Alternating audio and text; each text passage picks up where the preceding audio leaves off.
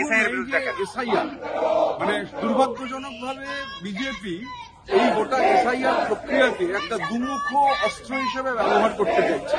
প্রথমত জেনুইন ভোটারদের নাম এটাকে ব্যবহার করে বাদ দিতে চাইছে।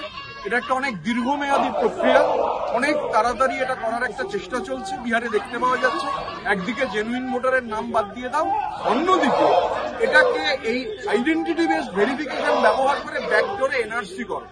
এসআইআর একটা গভীর ষড়যন্ত্র। বিজেপি যেভাবে বিহারে এটা করছে এবং পশ্চিমবাংলা টার্গেট করেছে, আমরা মনে করছি যে পার্লামেন্টে সংসদে এসআইআর নিয়ে আলোচনা হবে না তো কোথায় হবে? সরকার রাজি হচ্ছেন না। আমরা ক্রমাগত দাবি তুলছি, আজকেও আমাদের একাধিক 267 নোটিশ রয়েছে। আমরা এই দাবি জানাবো।